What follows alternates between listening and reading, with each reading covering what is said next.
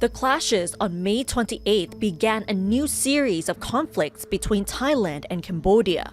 One weapon being used is MOU43. MOU43 is a signed understanding between Thailand and Cambodia aiming to resolve their long-standing border disputes. The essence of it is to create a bilateral mechanism to resolve the disputes through dialogue rather than unilateral action. It also prohibits both sides from altering the terrain along disputed areas.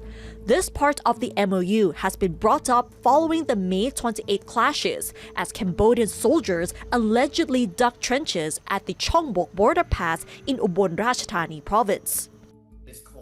Dr. Thanachet Visaichorn of Ubon Ratchathani University explains that MOU43 became a source of conflict because of differing interpretations of it by Thailand and Cambodia. For example, for the Thai side, Cambodia has violated the agreement over 400 times, and Cambodia is accused of expanding communities, also cultivating land and also building infrastructure, including casinos, in the disputed areas. Thailand argues that these actions constitute terrain alteration and it should impact the watershed as well. That might have impact on the interpretation of the boundary in the future. And on the other hand, for Cambodia views Thailand as being too strict, and also the interpretation prevent Cambodia from development activities. They want to develop the border areas. And if Thailand interprets it too strictly, it affects the plan for development for Cambodia. Cambodia has recently formed a committee charged with submitting the border dispute to the International Court of Justice.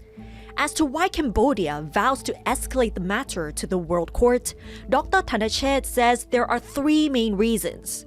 One being their success over the Pravihan temple dispute, which gives them hope that the court will again rule in favor of Cambodia. It could also be seen as a strategy by Cambodia to increase their negotiating power at an international level and to gain domestic support, as the current leader, Hun Manet, has been in office for less than 2 years. Meanwhile, Dr. Patharapong Sangrai of Thammasat University also believes that because of their victory from the Pravihan case, Cambodia is confident that they have an upper hand in this dispute. So if the court has jurisdiction, so that's an opportunity for Cambodia to present its case, its legal arguments, as well as evidence. And it serves sort of domestic purposes as well. Domestic constituencies may find that, or the popularity of the government may increase because of that. But even if there's no jurisdiction, which I think is still good for Cambodia because it's now presenting its image domestically and internationally as a good citizen of the world. It respects the law, it's a peace-loving nation, it respects an international court, and it seeks to settle all disputes peacefully. While Thailand is criticized for reacting too slowly over the border dispute, Dr. Thanachet sees it from another perspective.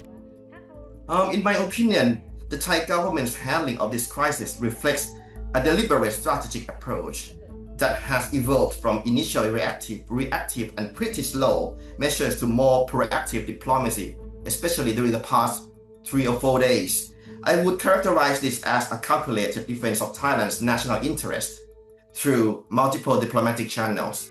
Then how should Thailand respond?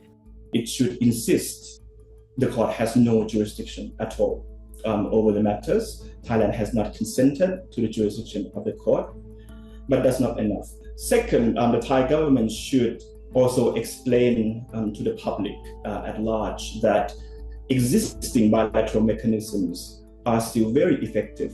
Also, number three, the Thai government may consider some incentives, the measures to incentivize the Cambodian government to settle all of the disputed areas under existing bilateral mechanisms. Long term, I think the government should prepare its legal position on these disputed areas. It may need to explain to the public and to the international community that it has a good and solid ground to claim these 4 areas. Once the border dispute escalates to the World Court, the case often takes years before a verdict is finally delivered. Regardless, experts still believe that bilateral negotiation and cooperation remain most effective in resolving the long-standing dispute. Nad Bunag reporting for Thai PBS World.